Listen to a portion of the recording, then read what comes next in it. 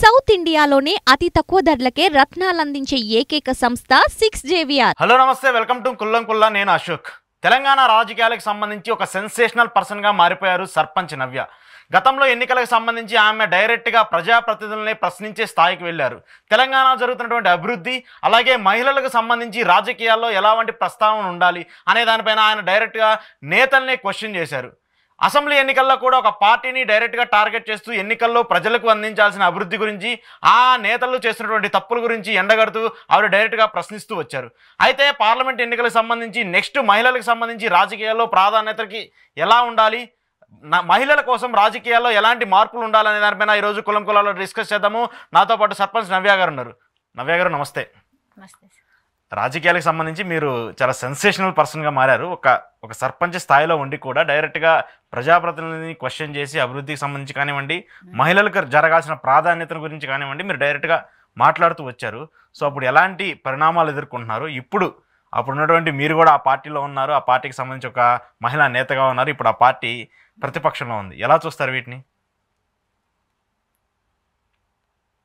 ఒకటి ఏంటంటే సార్, మనము లైఫ్లో ఒకటి మనము ఏంటంటే చూస్ చేసుకున్నామంటే కంపల్సరీ దాన్ని రీచ్ అవ్వాల్సిందే.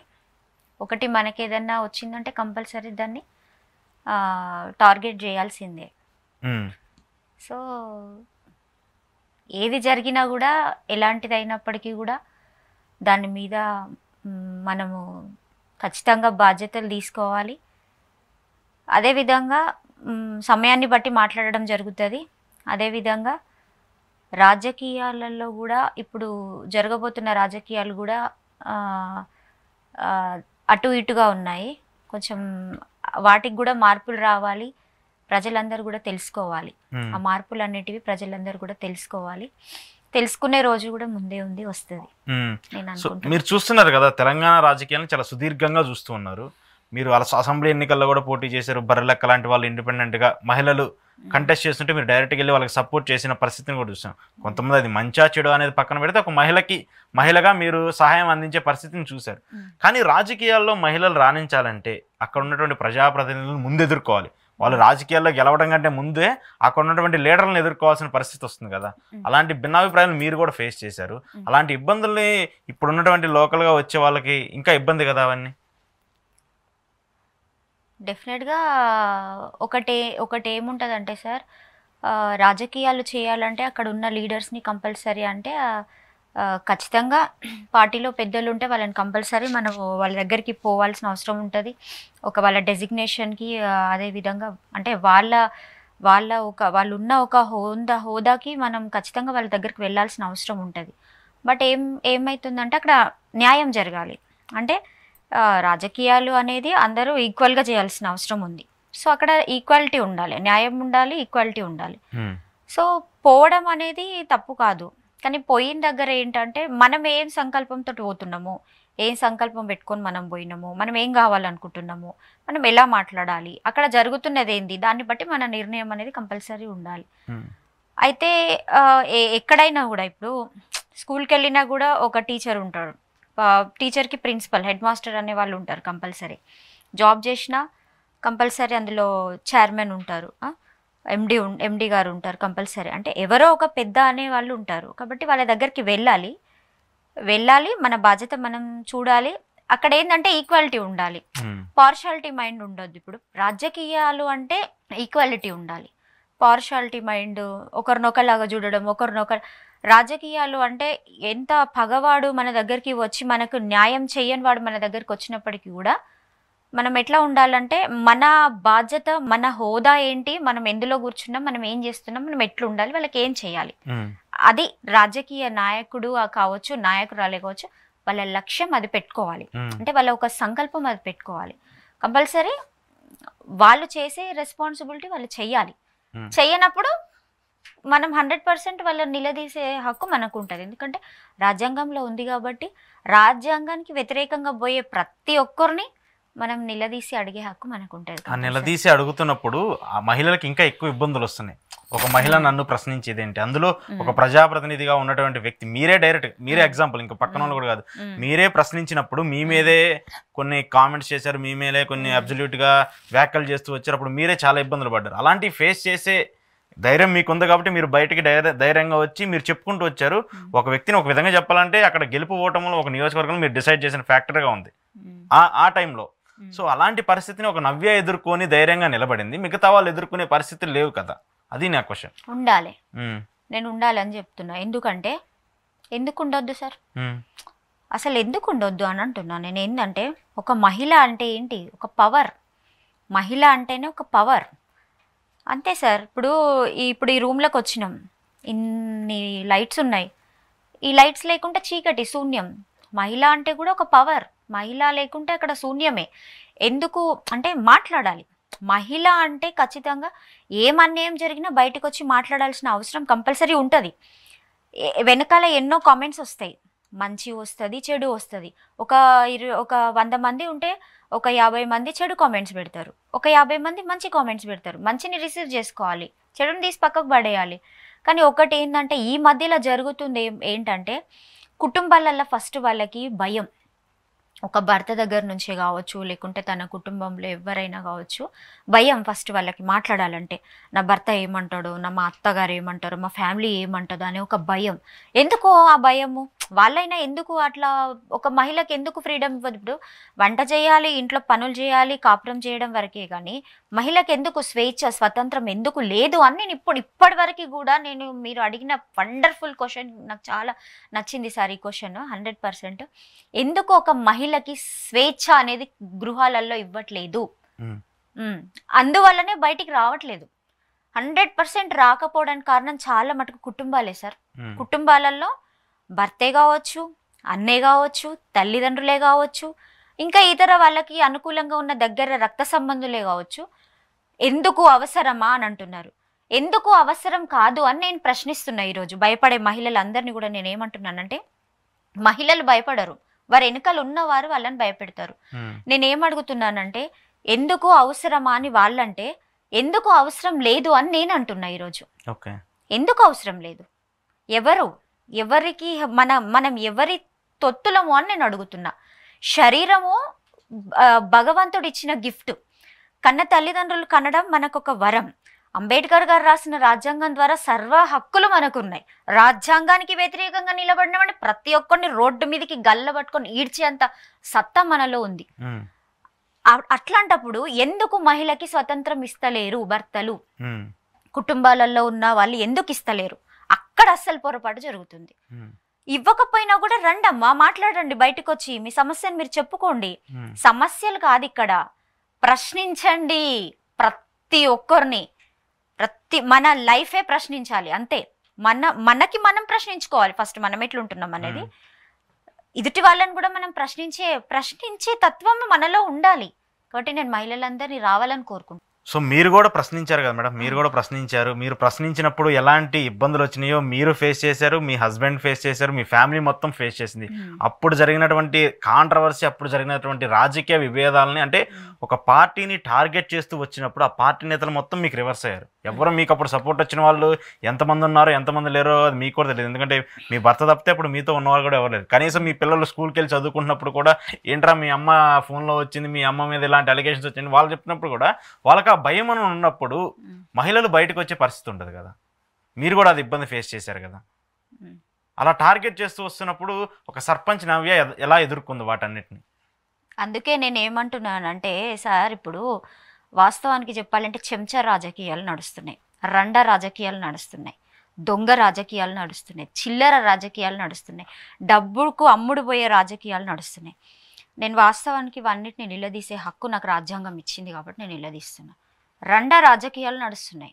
అవును, ఒక మహిళకి అన్యాయం జరిగితే ఒక పార్టీలో ఉండి, అంటే నా విషయం మాట్లాడతలేను సార్, ఇట్లా నేను ఎంతో మంది మహిళలను చూసుకుంటూ వస్తున్నా. చాలా మంది ఫేస్ చేసిన వాళ్ళు, బయటకు వచ్చిన వాళ్ళు కూడా ఉన్నారు చాలా మంది. అయితే నేను ఒకటి ఏం ప్రశ్నిస్తున్నానంటే,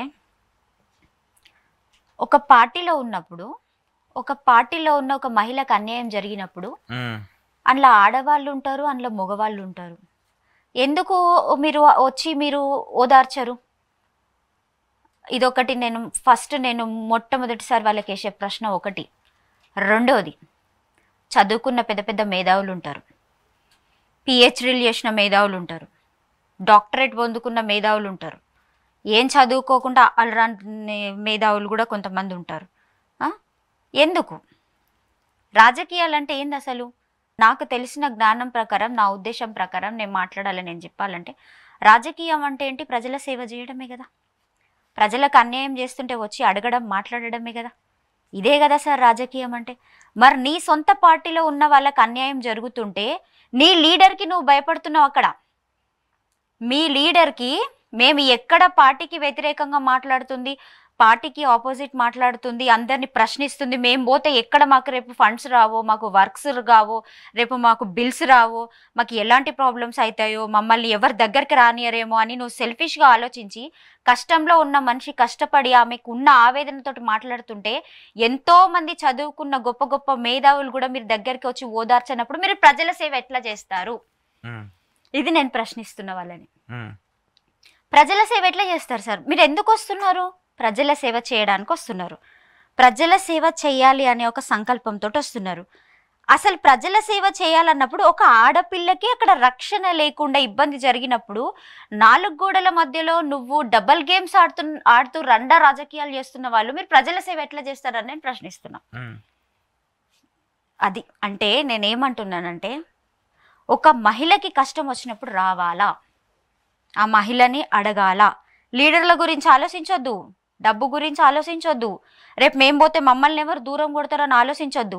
నువ్వు నీతిపరుడవైతే, నువ్వు నిజాయితీపరుడవైతే, నిజంగా ప్రజల సేవ చేసే వాడివే అయితే, నిజంగా ఆత్మగౌరవం ఉన్న వాడివే అయితే, నిజంగా నువ్వు ఒక సంకల్పంతో రాజ్యాంగం ప్రకారంగా నువ్వు గట్టిగా నిలబడ్డ వ్యక్తివే అయితే, నువ్వు ఎలాంటి వాడేవైనా కూడా ఆ మహిళకి సమస్య జరిగినప్పుడు వచ్చినప్పుడు నువ్వు ఎవరిని లెక్క చేయకుండా కూడా తప్పును తప్పు అని ఖండించినప్పుడే నువ్వు నిజమైన నాయకుడివి. అప్పుడు ఆ నాయకుడిని మనం ఎలా రిసీవ్ చేసుకోవాలి, ఎలా దగ్గరికి తీసుకోవాలి, ఎలా వాళ్ళని మనం ఆహ్వానించుకొని వాళ్ళని ఏ విధంగా గౌరవించాలనేది మా మహిళల చేతులు ఉంటుంది.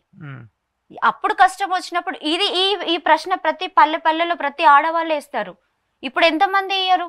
పలానా ఒక రోజు ఒకనాడు ఆడపిల్లకు జరిగినప్పుడు ఎవరు పోయి మాట్లాడిన రాదా? ఒక సమయం వస్తుంది. ఏ సమయము, ఎందుకు వస్తుంది, ఎట్లా వస్తుంది, ఏ సందర్భంలో వస్తుంది అంటే, అది ఓట్లు వేయడానికి మన ఇంటి ముందుకు వచ్చినప్పుడు, మనకు దండం పెట్టినప్పుడు, నన్ను గెలిపించండి అని అన్నప్పుడు, నేను మీకు తోడుగా ఉంటా అని మనకు తాత్కాలికమైన మాటలు వాళ్ళ ఆనందం కోసం మాట్లాడి తర్వాత వాళ్ళ జీవితాన్ని వాళ్ళు చూసుకున్నప్పుడు, అప్పుడు ఈ ప్రశ్న ప్రతి మహిళ వేయాలి. మేము కష్టాలలో ఉన్నప్పుడు ఎక్కడ పోయినావు నువ్వు, ఇప్పుడు ఎట్లా వస్తున్నావు, ఇప్పుడు ఎట్లా అడుగుతున్నావు? ప్రజల సేవ అంటేనే కష్టం. కష్టాలను సేద తీర్చి దగ్గరికి తీసే వాళ్ళే కదా. ఆ సందర్భంలో నువ్వు బయటికి రానప్పుడు నువ్వేం చేస్తావు? సేవ అంటే నీ అవసరం కోసం నువ్వు ఖద్దరు బట్టలు తొడుక్కొని, నువ్వు మంచి మంచి కార్లలో తిరగడానికి, నువ్వు మంచి మంచి ఫోన్లు వాడనీకే, నువ్వు మంచిగా నువ్వు గొప్పగా కనబడనీకే, నువ్వు గ్రాండ్గా నువ్వు 10 మందిలో నీ యొక్క రేంజ్ చూపెట్టుకోవడానికి నువ్వు రాజకీయాలలోకి వచ్చినావు. తాత్కాలికంగా నీ కుటుంబాన్ని డెవలప్ చేసుకోవడానికి, ఆస్తులు సంపాదించుకోవడానికి, బంగారాలు కూడా పెట్టుకోవడానికి నువ్వు రాజకీయాలలోకి వస్తున్నావే తప్ప, నువ్వు తప్పును తప్పు అని ఖండించినప్పుడు నువ్వు నీ రాజకీయానికి అర్థం అదే. అంటే ఇది రాజ్యాంగానికి వ్యతిరేకం. పూర్తిగా చెప్పాలంటే రాజ్యాంగానికి వ్యతిరేకం అండి ఇది. మీరు కొట్లాడారు కదా, మీ వెనకాల ఎంతమంది నిలబడ్డారు మరి అప్పుడు? చాలా మంది, ప్రజలందరూ చాలా మంది. నేను ఇన్వాల్వ్ చేయలేదు, ఎందుకంటే నేను ఇంకా అప్పటికే చాలా తెలుసుకున్నారు. ఒక స్త్రీగా అన్ని తత్వాలు ఉండాలి, ఒక మహిళగా ఒక వేరే ఎలాంటి ఉన్నా కూడా కాపాడాలి కుటుంబాలను కూడా. అది దేవుడిచ్చిన ధర్మం, మన నీతి, మన నిజాయితీ. ఎందుకంటే ఒక సర్పంచ్గా ఉన్నాం అంటే, ఒక సర్పంచ్ లెవెల్ అంటే ఒక రాజకీయాల్లో అది చాలా స్టార్టింగ్ స్టేజ్, రాజకీయాలు ఎదుగుతున్న వాళ్ళకి. అలాంటి స్టేజ్లోనే ఇన్ని ఇబ్బందులు ఉన్నాయంటే, రేపు ఒక మండలానికో లేదంటే ఒక జిల్లాకో లేదంటే ఒక ఎమ్మెల్యేగా అయినప్పుడు ఇంకెన్ని ఇబ్బందులు ఉంటాయి? ఉంటాయి సార్, డెఫినెట్గా ఉంటాయి. కష్టాలు అనేటివి అదేవిధంగా డామినేట్ చేసేటోళ్ళు, ఎక్కడ సందు దొరికితే ఈ మనిషిని పట్టుకోవాలి, ఎక్కడ అనగదీయాలని చూసే వాళ్ళు ఎంతో మంది ఉంటారు.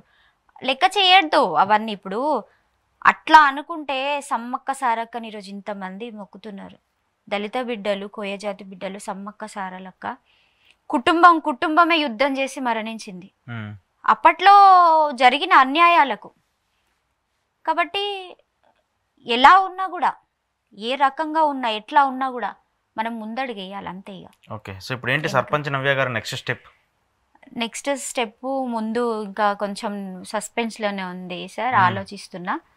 కొంచెం నాకు కూడా కొంచెం ఏదైనా క్లారిఫై అయిన తర్వాత బయటికి వచ్చి. రాజకీయ మనుగడ ఉందా అసలు సర్పంచ్ నవ్యకి? తప్పకుండా ఉంది సార్ తెలంగాణలో. ఎందుకంటే ఒక రాష్ట్రాన్ని స్థాపించిన పార్టీకే ఈ రోజు రాజకీయాలు నిలబెట్టుకోలేని పరిస్థితి ఉంది. ఒక సామాన్య మహిళగా మీరు బయటకు వచ్చి మీ వ్యాఖ్యల్ని చెప్తూ రాజకీయ నాయకులను ప్రశ్నిస్తూ మహిళలు బయటికి రావాలని మీరు ఇంత ధైర్యంగా చెప్తున్న మీకు అసలు రాజకీయ మనుగడ ఉందా, లేదంటే రాజకీయాలు చేయగలనన్న నమ్మకం కలుగుతుందా ఇప్పుడున్న పరిస్థితులు చూస్తుంటే? ఖచ్చితంగా కలుగుతుంది సార్. ఎందుకంటే చెయ్యాలి ఖచ్చితంగా. ఎందుకంటే వాళ్ళెవరు మనల్ని ఆపడానికి? వద్దనడానికి వాళ్ళెవరు? ఆపడానికి వాళ్ళెవరు? వాళ్ళు పిలిస్తే, వాళ్ళు ఇస్తే మనకు వచ్చేదేం లేదు, ఇవ్వకుండా మనకు పోయేదేం లేదు. మన సొంతంగా మనం చేసుకోవాలనుకున్నప్పుడు మనకు నెంబర్ ఆఫ్ మెథడ్స్ ఉంటాయి చేసుకోవడానికి. దానికి వెనుకకు పోయేదేం లేదు. ఒకటి ఏంటంటే నేను చెప్పేది, రాజకీయాలు అనేది కంపల్సరీ చెయ్యాలి. రాజకీయాలు అనేది 100% రాజకీయ జీవితాలు, రాజకీయాలు అనేది చెయ్యాలి. అంటే ఇక్కడ ఏమవుతుందంటే కొంచెం జనాలకి భయం ఎక్కువైపోతుంది. ఎదగనిస్తారా, ఎదగనివ్వరా, అంటే వాళ్ళ మాట వినాలి, వాళ్ళ దగ్గరికి పోవాలి, అంటే వాళ్ళు చెప్పినట్టు ఇంటేనే మేము ఏం చెప్పినట్టు ఇంటేనే అట్లా చెయ్యాలి అని ఒక మాట వస్తుంది. ఎట్లా మరి మాకు ఇస్తారా ఇయ్యరా, అదే మనిషికి ఉండొద్దు ఎప్పుడైనా కూడా. వాళ్ళెంతో మనం అంతే. కాకుంటే ఎట్లా ఉంటుందంటే జ్ఞానంతో, ఓపికతో, తెలివితో ఎలా చేయాలి అనే ఒక సంకల్పంతో మన ఆలోచన విధానాన్ని బట్టి ఉంటుంది. అదేవిధంగా ఎన్నో ఉంటాయి సార్, తెలియని ఎన్నో ఉంటాయి, తెలిసిన ఎన్నో ఉంటాయి. ఒక అడుగు ముందుకేస్తా అంటే మనకు అన్నీ అర్థమైతే తెలుస్తాయి. ఫస్ట్ మనిషికి భయం అనేది పోవాలి. నేను పోతే ఎట్లా ఉంటుంది, వాళ్ళు ఎవరు అంటే ఇప్పుడు మనం కావాలి అనుకున్నా, మనం వద్దు అని అనుకున్నా మనకు నెంబర్ ఆఫ్ ఉంటాయి. మనము లేకున్నా కూడా మనం క్రియేట్ చేసుకోవాలనుకుంటే మన సొంతంగా సోర్స్ క్రియేట్ చేసుకోవచ్చు. అదే ఉండాలి ఫస్ట్ ఆఫ్ ఆల్. ఒకరి గురించి మనం వాళ్ళకి రెస్పెక్ట్ ఇచ్చి వెళ్తాం సార్. వాళ్ళు మనకి రెస్పెక్ట్ ఇస్తే అందులో ఉంటాం, లేదంటే సైడ్ అయిపోతాం. మీరు ఇప్పుడు చూస్తున్నారు కదా రాజకీయాలు మొత్తం, అంటే మంచినైనా చెడునైనా కొన్ని సోషల్ మీడియా డిసైడ్ చేస్తుంది. అంటే మీరు ఒక విధంగా చెప్పాలంటే మిమ్మల్ని పాపులర్ చేసింది కూడా అవే. రాజకీయాలు ఏంటంటే ఒక నిజాయితీగా పనిచేసే వ్యక్తుల్ని కూడా మంచిని చూపించాలన్నావే, చెడుని చూపించాలన్నావే. కానీ మీ వర్షంలో మాత్రము కొంత డిఫరెంట్గా కనిపించింది. అది మీకు మంచి చేసింది అనుకుంటారా, చెడు చేసింది అనుకుంటారా? ఇప్పుడు ఒకటి చెప్పాలంటే ఏంటి ఏమంటే సార్, సోషల్ మీడియాని నేను ఎప్పుడైనా కూడా మీడియా మిత్రులని, సోషల్ మీడియాని, ప్రతి ఒక్కరిని, పత్రికా విలేకరులని అందరినీ నేను గౌరవిస్తాను ఇవాళ. ఎందుకంటే ఎక్కడో ఉన్న నన్ను ఈరోజు సత్యంని మొత్తం తీసుకొచ్చింది వాళ్ళు. కాబట్టి 100% వాళ్ళకి నేను ఎప్పుడు కృతజ్ఞతగానే ఉంటా. ఇంకొకటి చెప్పాలంటే ఏంటంటే సార్, మన జ్ఞానము, మన ఆలోచన ఎప్పుడైనా కూడా, మన తెలివిని ఎప్పుడైనా కూడా మనము బయటికి వస్తేనే అర్థమవుతుంది. ఏదైనా ఒక సబ్జెక్టు, మహిళలకు జరిగే అన్యాయాలే కావచ్చు, లేదంటే రాజకీయ ప్రకారంగానే కావచ్చు, లేదంటే ఏ సబ్జెక్ట్ అయినా కావచ్చు సార్, అది మనం బయటికి వస్తేనే తెలుస్తుంది. ఇప్పుడు నేనంటూ భయంతో ఏం జరుగుతుందో అనే ఆలోచనతోటి సమాజంలో ఆడవాళ్ళకి జరిగే అన్యాయాల గురించి ఒకవేళ నేను ఇట్లా మాట్లాడాలి అక్క చెల్లె అని బయటికి రాకుంటుంటే, నవ్య అంటే ఎవరో కూడా తెలియదు ఎవరికి. అంటే రావాలి, 100% రావాలి.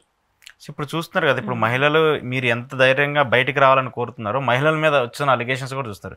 మీ పార్టీకి సంబంధించిన కవిత గారు కానివ్వండి, నెక్స్ట్ మిగతా చాలా మంది లీడర్లు కొన్ని కేసులు కానివ్వండి, ఆ పార్టీకి సంబంధించి అన్ని చూస్తున్నారు. మరి ఇవన్నీ చూస్తున్నప్పుడు దాని మీద కామెంట్ చేయాల్సిన పరిస్థితి కూడా ఉంటుంది. అంటే మీరు మంచిని ఎలా అయితే క్వశ్చన్ చేశారో చెడును కూడా ప్రశ్నించే హక్కు మీకు ఉంటుంది కదా. ఉంటది డెఫినెట్గా ఉంటది. అవి నిజాలు ఎంత అబద్ధాలు ఎంత అనేది తెలిసినాక మనం మాట్లాడాలి. ఇప్పుడు ఎవరి గురించి అయినా తెలుసుకొని మాట్లాడడం అనేది నా నైజం కాదు సార్. ఒకటి it's true or it's wrong, ఏంటి కరెక్టా కాదా అది ఫస్ట్ మనం పసిగట్టి తెలుసుకోవాలి.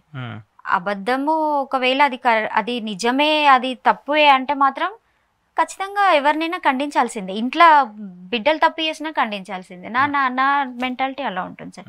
ఏదో నా ఇంట్లో మా అమ్మ మా చెల్లె మా అక్క మా తమ్మ అట్లా లేదు. ఎవరు తప్పు చేసినా 100% నీ తప్పనే చెప్పాలి. అప్పుడే కదా మన మన మన లైఫ్కి ఒక మీనింగ్ ఉంటుంది, పొలిటికల్ లైఫ్కి ఒక మీనింగ్ ఉంటుంది, ప్రజలకి మనం చేస్తాము అనే నమ్మకం వాళ్ళకి కలుగుతుంది.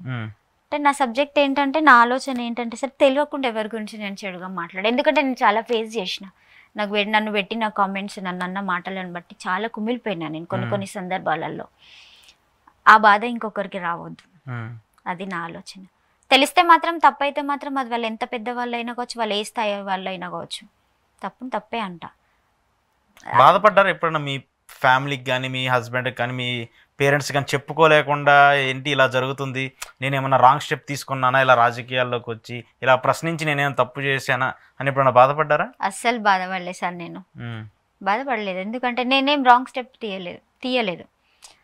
ఎందుకంటే మాట్లాడకుంటే ఇబ్బంది అవుతుంది, చాలా ఇబ్బంది అవుతుంది. ఈరోజు మాట్లాడితేనే అక్కడ సబ్జెక్ట్ ఏంటి అనేది మనకు అర్థమవుతుంది. నెక్స్ట్ వాళ్ళకి కూడా కొంచెం ఎవరికైనా కావచ్చు, కుటుంబాలలోనే కావచ్చు, బయట సమాజం సొసైటీ గురించి మాట్లాడుతున్నా నేను.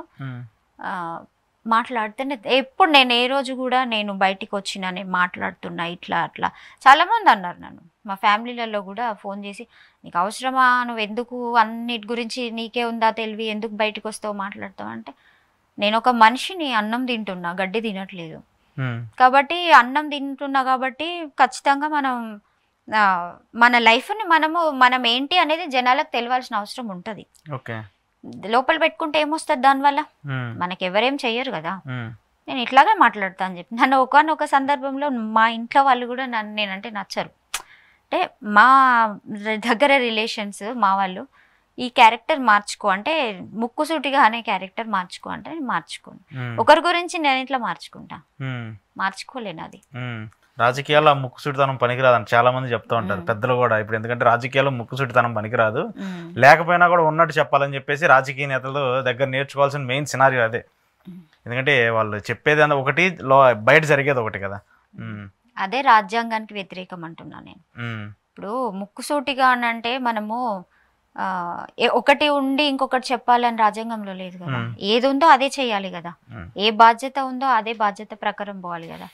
మన లైఫ్ కోసము మనం ఏదో ముందుకు పోవాలి అని చెప్పి వాళ్ళు మంచోళ్ళైనా కాకుండా ఇక్కడ మంచి లేకుండా ఉన్నా, ఇది మంచిది లేనప్పుడు దీన్ని మంచి అని, మంచి ఉన్నప్పుడు దాన్ని చెడు అంటే, అది నాలాంటి కొంత లక్షల మంది ఉన్నారు, వాళ్ళకి పాసిబుల్ కాదు సార్. అది పోయేది ఏముంది అందులో, కాకుంటే దూరం అవుతారు, కానీ దానివల్ల నష్టం జరగదు, లాభమే జరుగుతుంది. ఓకే, సో ఇప్పుడు మీరు రాజకీయాలను చూస్తున్నారు కదా. ఇప్పుడు తెలంగాణలో కొత్త గవర్నమెంట్ వచ్చింది, అన్ని పార్టీలు కొన్ని పార్టీలు వాళ్ళు ఏం జరుగుతుంది ఏంటి అనేది చూస్తూ ఉన్నారు కదా. ప్రస్తుత రాజకీయ సమీకరణాలు చూస్తుంటే ఏమనిపిస్తుంది మీకు? ఇటు కాంగ్రెస్ కానీ, ఇటు బీఆర్ఎస్ మీ పార్టీ కానివ్వండి, ఇటు బీజేపీ కానివ్వండి, ఏమనిపిస్తుంది ఇప్పుడు ఈ 3 సినారియోస్ చూస్తున్నప్పుడు? ఎవరిష్టం వాళ్ళ. ఏమనిపిస్తుంది అని అంటే, నేను ఎవరిని తప్పు పట్టను ఇక్కడ, కానీ నేను ఒకటే చెప్తా, ఏంటంటే తప్పు పట్టడం కాదు, ఇప్పుడు మీరు ప్రజల్లో నుంచి బయటకు వచ్చి మీరు ఇప్పుడు రాజకీయ నాయకురాలు, సో ప్రశ్నించాల్సిన బాధ్యత మీకుంటుంది, ప్రశ్నించే హక్కు కూడా మీకుంటుంది. సో ఇప్పుడు మీరు ఉన్నారు, కొంతమంది ఎమ్మెల్యేలు గెలిచి ఇంకో పార్టీలోకి వెళ్తున్నారు, లేదంటే వాళ్ళు వీళ్ళని క్వశ్చన్ చేస్తున్నారు, ఆ గవర్నమెంట్ ఇలా తప్పులు జరిగింది, ఈ గవర్నమెంట్ ఇలా తప్పులు జరిగింది అని సామాన్యంగానే పార్టీల మధ్య రైవాలిటీ ఉంటుంది.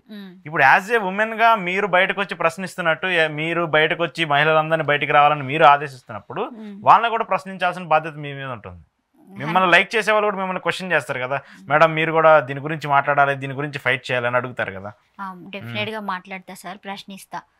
ఒకటి ఏమడుగుతున్నానంటే, ప్రభుత్వం ఏ ప్రభుత్వమైనా కానీ బీజేపీ కావచ్చు, టీఆర్ఎస్ కావచ్చు, కాంగ్రెస్ కావచ్చు, ఏదొచ్చినా కూడా ఒకటి ఏం అడుగుతున్నానంటే నేను వాళ్ళని ముక్కుసూటిగానే,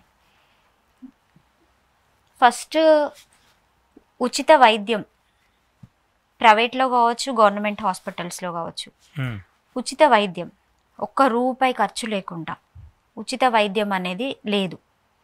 ఎందుకు లేదు? చేయాలి కదా. ఇప్పుడు ప్రజలు చాలామంది 2 కిడ్నీలు ఖరాబ్ అవుతాయి. 2 కిడ్నీలు ఖరాబ్ అయితే 2 కిడ్నీలు బాగు చేసుకోవాలంటే డబ్బులు ఉండాలి. లక్షలతో కూడుకున్న పని అది. లేనోడు ఏమవుతాడు? చచ్చిపోతాడు. ఉన్నోడైనా కూడా బ్రతకగలుగుతాడు, కొన్ని రోజులు బ్రతకగలుగుతాడు. ఉన్నవాళ్ళు కొన్ని రోజులు బ్రతకగలుగుతారు. లేని వాళ్ళ పరిస్థితి చాలా ఇబ్బందిగా ఉంటుంది. అయితే నేనేం అడుగుతానంటే వాళ్ళని ఉచిత వైద్యం, ఉచిత విద్య. ఇప్పుడు ప్రభుత్వ పాఠశాలలు ఉన్నాయి గ్రామాలల్లో, ఇంగ్లీష్ మీడియం లేదు, కమ్యూనికేషన్ స్కిల్స్ లేవు, తెలుగు మీడియం, విద్యార్థులు ఎక్కువ లేరు, బాత్రూమ్స్ ఉండవు సరిగ్గా పిల్లలకి, చుట్టుపక్కల పరిసరాలు చూసుకున్న వాళ్ళకి సెక్యూరిటీ ఉండదు, బాగుండదు అక్కడ. అది మంచిగా చేయాలి. ఇప్పుడు చాలామంది ఎందుకు అప్పుల పాలు అవుతున్నారు సార్? ఇప్పుడు పేదలు చాలామంది చదువుపియలేక ఆస్తులు అమ్ముకుంటున్నారు. ఆరోగ్యాలు ఖరాబ్ అయితే చాలా మటుకు కూడా ఇబ్బందులు అయ్యి డబ్బు లేక ప్రాణాలు పోతున్నాయి. ఈ ప్రభుత్వం ఈ 2 చేయాలి. నేను చేస్తున్నామని చెప్తున్నా కదా, ఇప్పుడున్న గవర్నమెంట్స్, పాత గవర్నమెంట్స్ అన్ని అవే చేస్తున్నామని చెప్తున్నారు కదా. ఎక్కడ చేస్తున్నారు సార్? చేయట్లేదు. కంప్లీట్గా చేయాలి. కంప్లీట్గా మొత్తం ఒక 10,000 రూపీస్ కూడా మన చేతిలో ఇట్లా పెట్టకూడదు. అట్లా చేయాలి. అట్లా చేస్తేనే కదా అది దానికి ఒక లాభం ఉంటుంది. బ్రతుకుతారు. మెయిన్ ఏంది సార్ ఈ భూమి మీద బతకాలంటే?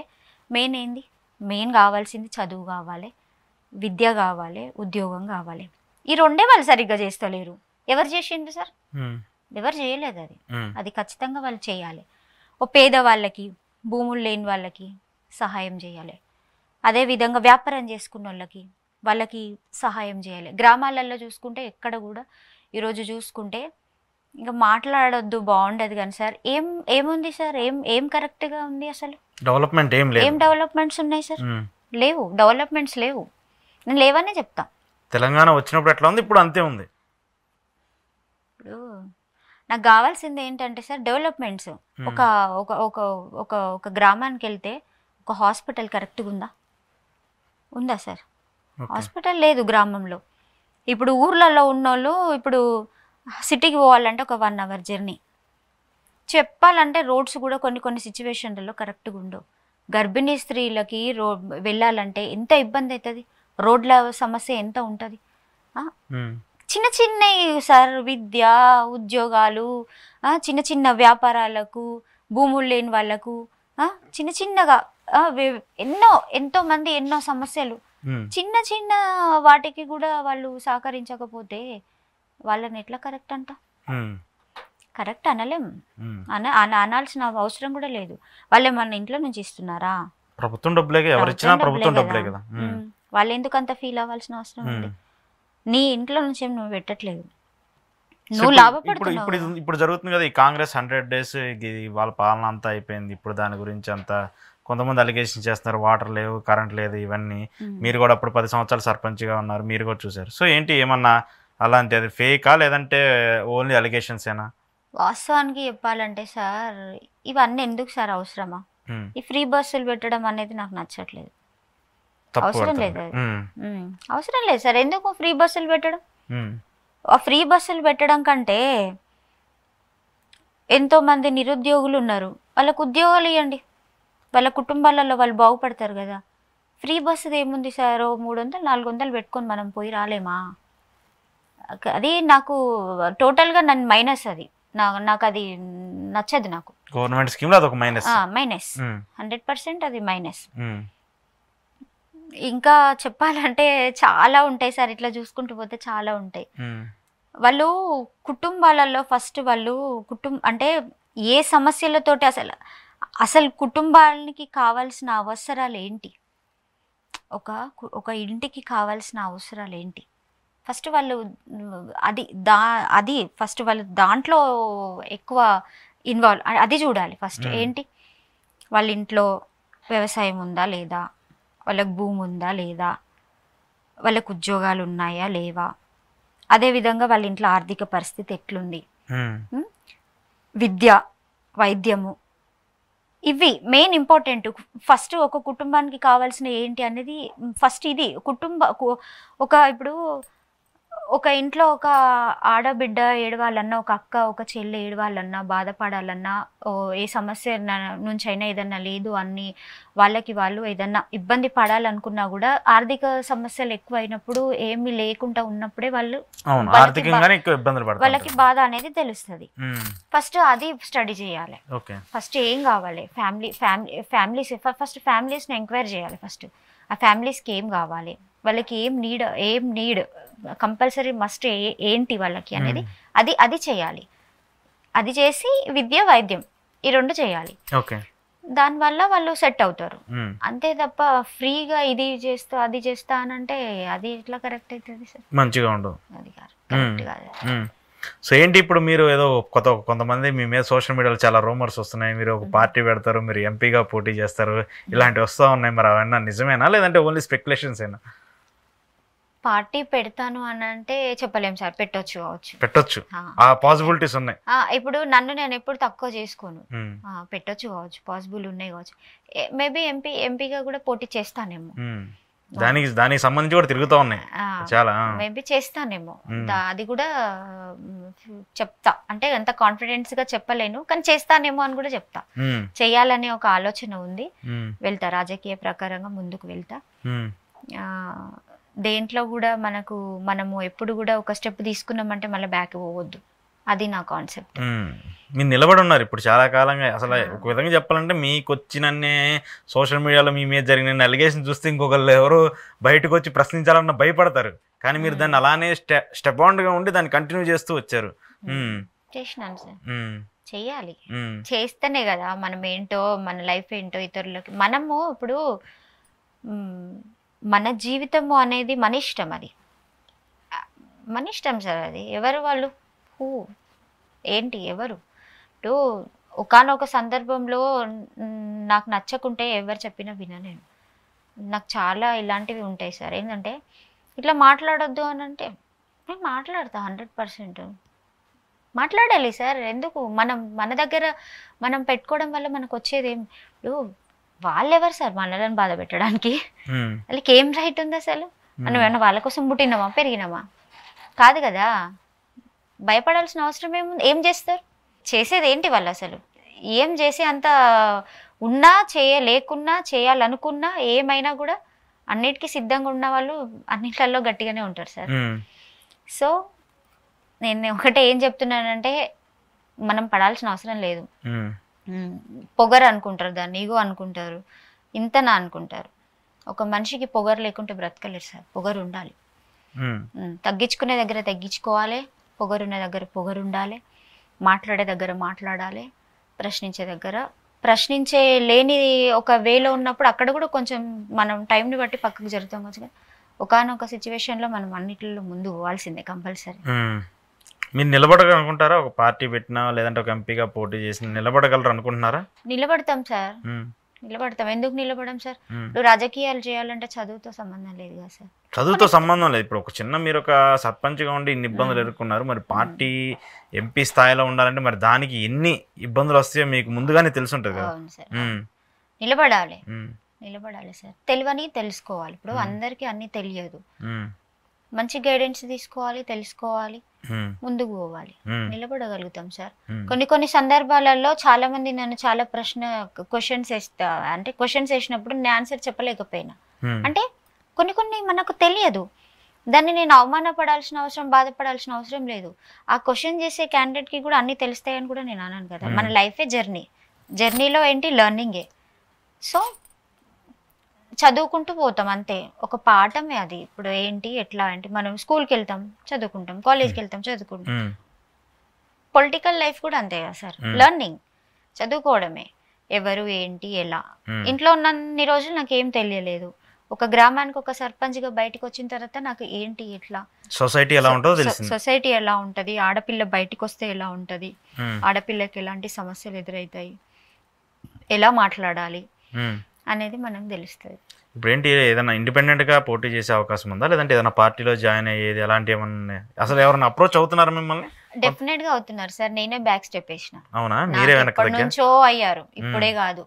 కానీ నేనే కొంచెం బ్యాక్ స్టెప్ వేసిన. ఎందుకంటే ఇప్పుడున్న సిచ్యువేషన్లను బట్టి రాజకీయాల కోసం చేస్తుందేమో అన్న మీద ఇంకెక్కడ లేనిపోని అన్ని అబండాలు వేస్తారేమో అని చెప్పేసి నాకు కొంచెం బాధ ఉండి నేను కొంచెం బ్యాక్ స్టెప్ వేసిన.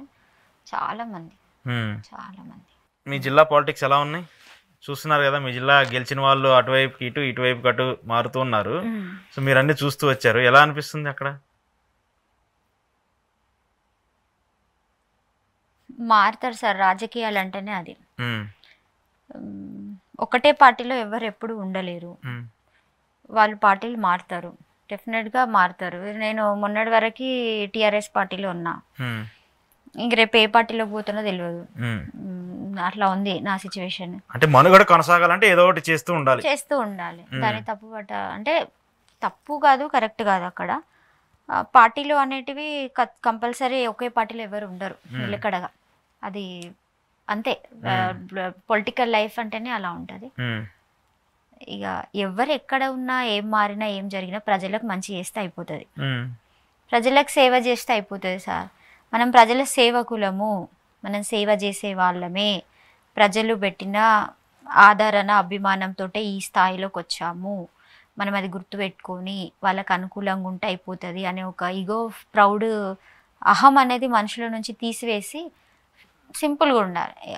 సింపుల్గా ఉంటే మనం కూడా పోతాం, దండం పెడతాం, నమస్కారం పెడతాం, మాట్లాడతాం. అదే కొంచెం ఈగో ఫీలింగ్ చూపెడితే మనం కూడా దూరమే ఉంటాం. ప్రజలు మనమంటే మీన్స్ ప్రజలు ఉన్నారు, ప్రజలు యాక్సెప్టెన్స్ నాకు. ఎందుకంటే ఇప్పుడు మీరు బయటకు వచ్చి ధైర్యంగా మాట్లాడుతున్నారు, కానీ ఇప్పుడు షర్మిల లాంటి వాళ్ళే ఇప్పుడు తెలంగాణలో ఒక పార్టీ పెట్టి పాపం ఆవిడ నడపలేక ఇంకో పార్టీలో వినోదం చేసి మళ్ళీ ఇంకో స్టేట్కి వెళ్ళిపోయి ఇలాంటి పరిస్థితులు చూస్తున్నప్పుడు సో ఎలా రాణించగలరు? సో ఇప్పుడు మీరు చూస్తున్నారు కదా, జనరల్గా కొన్ని పొలిటికల్కి సంబంధించి కొన్ని క్వశ్చన్స్ అడుగుతాను, మీరు దానికి ఆన్సర్ చెప్పండి. ఇప్పుడు ఏపీ రాజకీయాలను చూస్తున్నారు, తెలంగాణ రాజకీయాలను చూస్తున్నారు, దేశ రాజకీయాలను చూస్తున్నారు. ఆల్రెడీ తెలంగాణలో ఒక సెషన్ చూసారు, అది ముగిసిపోయింది.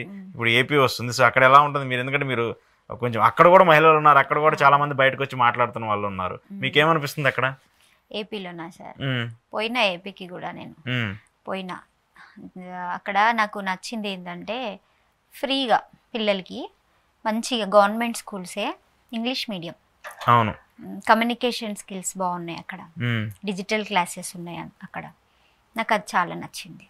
ఓకే, నాకు తెలిసింది నేను చెప్తున్నాను సార్.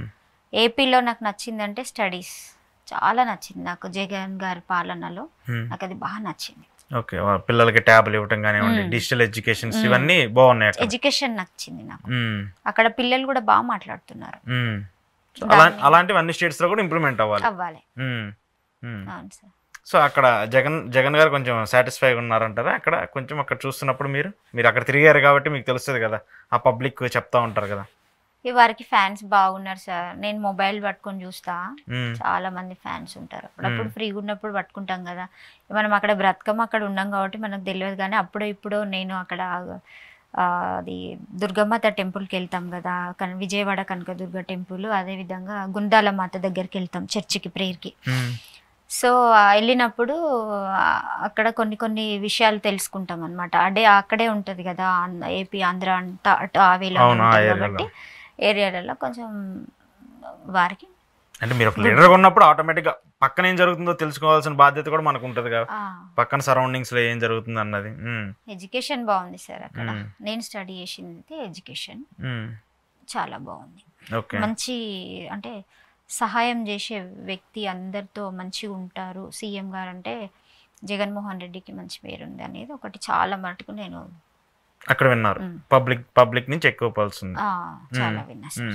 సో ఏంటి ఇంకా ఫైనల్ గా మహిళలకు సంబంధించి కానివ్వండి, మహిళల ఎంపవర్మెంట్ కి సంబంధించి కానీ నవ్య గారు ఏం చెప్తారు? చాలా మంది వెయిట్ చేస్తుంటారు మీ ఫ్యాన్స్. సో వాళ్ళకి ఏం చెప్తారు మీరు? చెప్పేది ఏమని సార్, మంచిగా లైఫ్ లో ఎదగాలి. ఎప్పుడు అందరికి అన్ని తెలియదు, అందరికి అన్ని రావు. నాకు కూడా ఏం తెలియదు, అయినా వచ్చి ఇక్కడ కూర్చున్నా. తెలుసు అని నేను ఎప్పుడు చెప్పాను సార్. తెలిసినవి కొన్ని ఉంటాయి, తెలియని ఎన్నో ఉంటాయి. బాధపడాల్సిన అవసరం లేదు, భయపడాల్సిన అవసరం లేదు. నేర్చుకుంటూ పోవడం. మనల్ని కత్తితో వచ్చి పొడుస్తారా? లేదు కదా సార్. మన ధైర్యమే మనల్ని నిలబెడుతుంది, సంకల్పమే మనల్ని కాపాడుతుంది. రావాలి, రాజకీయాలు చేయాలి, ఇంట్లో నుండి బయటికి రావాలి, తప్పు చేసిన వాళ్ళని ప్రశ్నించాలి, తెలుసుకోవాలి. సమాజంలో ముఖ్యంగా ఆడవాళ్ళు బయటికి రావాలంటే వాళ్ళ కుటుంబాల్లో ఉన్న వాళ్ళు వాళ్ళకి ఫస్ట్ వాళ్ళని సపోర్ట్ చేయాలి. పాపం వాళ్ళకి ఉంటుంది సార్, ఎవరికైనా ఉంటుంది, చాలా మటుకు పోవాలి, బయటికి మాట్లాడాలి, ఇటు చాలా సపోర్ట్. నేను నా విలేజ్లోనే చూస్తున్నా, నేనున్న విలేజ్లోనే చూస్తున్నా. చాలామంది లేడీస్ నాకు చాలా షేర్ చేసుకున్నారు, నా భర్త నన్ను ఇంట్లో నుండి రానివ్వడు, నన్ను మాట్లాడనివ్వడు, నాకు మాట్లాడే స్వేచ్ఛ ఇవ్వడు, కనీసం కొంచెం మాట్లాడినా కూడా ఎందుకు ఇంత మాట్లాడతావు అని అంటాడు, ఎట్లా రావాలి అని అంటాడు. ఎందుకు అట్లాంటి మైండ్ అవసరం లేదు కదా సార్. ఎందుకు? ఒక్కటి ఏంటంటే మనం లైఫ్లో నీతిగా నిజాయితీగా ఉంటే సరిపోతుంది. కానీ బయటికి పోయి మాట్లాడడం వల్ల నీకు వచ్చే నష్టం ఏంటి? నువ్వు ఎక్కడంటే అక్కడ పోవచ్చు, ఏమైనా చేయొచ్చు, ఏమైనా మాట్లాడవచ్చు. నీ భార్య నిన్ను క్షమించి ఇంటికి వచ్చే వరకు నీకు అన్ని చేసి పెట్టాలి. ఆమె లైఫ్లో ఆమెకి ఏం కావాలనుకుంటుందో ఆ ఫ్రీడమ్ నువ్వు ఇయ్యలేవా? పెళ్లి చేసుకున్నప్పుడు మినిమం సంస్కారం, మానవత్వం కదా సార్ అది.